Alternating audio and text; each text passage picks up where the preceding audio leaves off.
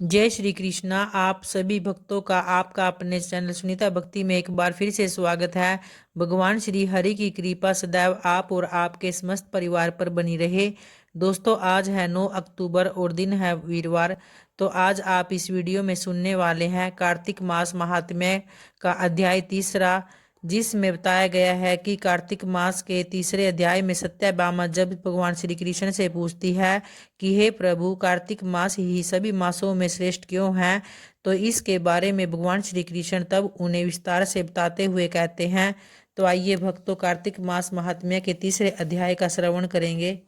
तो इस पर भगवान श्री कृष्ण ने सत्यभामा के प्रश्न का उत्तर देते हुए कहा, हे भामिनी, तुमने बहुत अच्छा प्रश्न किया है। मैं तुम्हें इसका उत्तर देता हूँ, तो ध्यान पूर्वक सुनो। इसी प्रकार एक बार महाराज बेन के पुत्र राजा पृथु ने प्रश्न के उत्तर में देवर्षि नारद से प्रश्न किया था, और जिसका उत्तर देते हुए नारद जी ने उसे कार्तिक मास की महिमा बताते हुए कहा कि हे राजन, एक समय शंख नाम का एक राक्षस बहुत बलवान एवं अत्याचारी हो गया था। उसके अत्याचारों से तीनों लोकों में त्राही त्राही मच गई थी। उस समय शंखासुर ने स्वर्ग में निवास करने वाले देवताओं पर विजय प्राप्त कर इंद्रादि देवताओं एवं लोकपालों के अधिकारों को छीन लिया।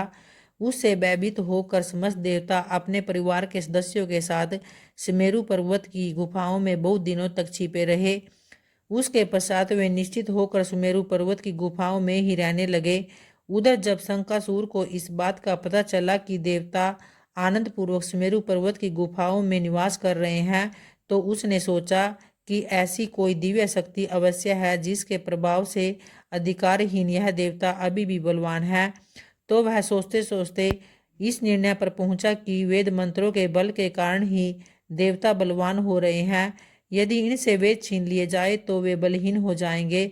तो ऐसा विचार कर शंकासुर ने ब्रह्मा जी के सत्यलोक से शीघ्र ही वेदों को हर लिया। उसके द्वारा ले जाए जाते हुए भय से उसके चंगुल से निकल भागे और जल में समा गए। तब शंकासुर ने वेद मंत्र तथा बीज मंत्रों को ढूंढते हुए सागर में प्रवेश किया, परंतु न तो उसको वेद मंत्र ही मिले और न ही बीज मंत्र। तब उसके बाद शंकासुर सागर से निराश होकर वापस लौटा, तो उस समय ब्रह्मा जी पूजा की सामग्री लेकर सभी देवताओं के साथ भगवान विष्णु की शरण में पहुंचे और वहां भगवान को गहरी निद्रा से जगाने के लिए गाने बजाने लगे और धूप गंध आदि से बारंबार उनका पूजन करने लगे। तो धूप दीप नैवेद्य आदि अर्पित किए जाने पर भगवान की निद्रा टूटी और वह देवताओं सहित ब्रह्मा जी को अपना पूजन करते हुए देखकर बहुत प्रसन्न हुए तथा कहने लगे, तो मैं आप लोगों के इस कीर्तन एवं मंगलाचरण से बहुत प्रसन्न हूँ। आप अपना अभिष्ट वरदान मांगिए, मैं अवश्य प्रदान करूँगा। जो मनुष्य आश्विन शुक्ल की एकादशी से देवोत्थान एकादशी तक ब्रह्म मुहूर्त में उठकर मेरी पूजा करेंगे, उन्हें तुम्हारी ही भांति मेरे प्रसन्न होने के कारण सुख की प्राप्ति होगी। अतः आप लोग जो पाद्य अर्घ आचमन और जल आदि सामग्री मेरे लिए लाए हैं, वे अनंत गुणों वाली होकर आपका कल्याण करेगी। तो शंखासुर द्वारा हरे गए संपूर्ण वेद जल में स्थित हैं। मैं सागर पुत्र शंखासुर का वध करके उन वेदों को अभी लाए देता हूँ। आज से मंत्र बीज और वेदों सहित मैं प्रतिवर्ष कार्तिक मास में जल में विश्राम किया करूँगा। अब मैं मत्स्य का रूप धारण करके जल में जाता हूँ। तुम सब देवता भी मुनीश्वरों सहित मेरे साथ जल में आओ। इस कार्तिक मास में जो श्रेष्ठ मनुष्य प्रातः काल स्नान करते हैं, वे सब यज्ञ के अवभृत स्नान द्वारा भली भांति नहा लेते हैं। हे देवेंद्र, कार्तिक मास में व्रत करने वालों को सब प्रकार से धन पुत्र पुत्री आदि देते रहना और उनकी सभी आपत्तियों से रक्षा करना।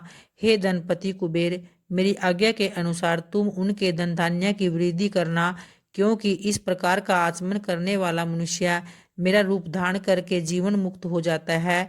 जो मनुष्य जन्म से लेकर मृत्यु पर्यंत विधि पूर्वक इस उत्तम व्रत को करता है, वह आप लोगों का भी पूजनीय है।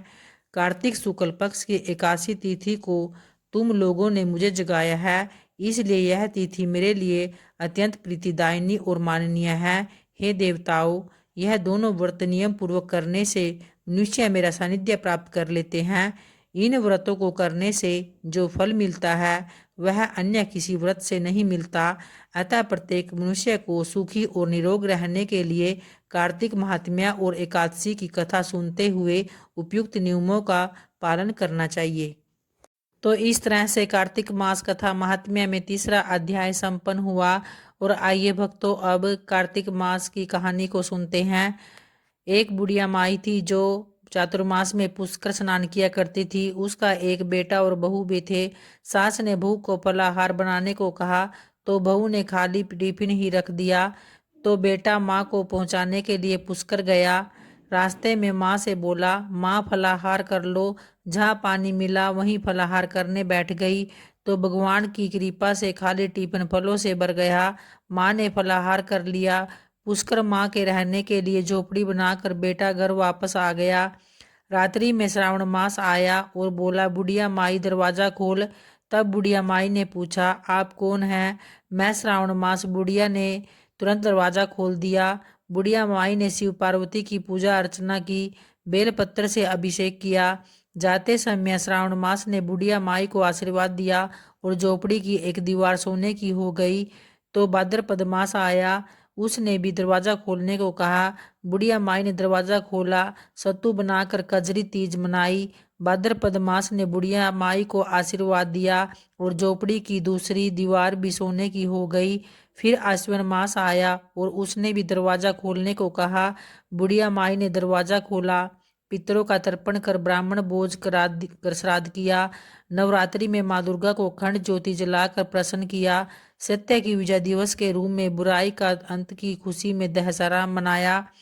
आश्विन मास ने जाते समय प्रसन्न होकर तीसरी दीवार पर भी बहुमूल्य रत्नों से जड़ित कर दी और बुढ़िया माई को सदैव प्रसन्न रहने का आशीर्वाद दिया।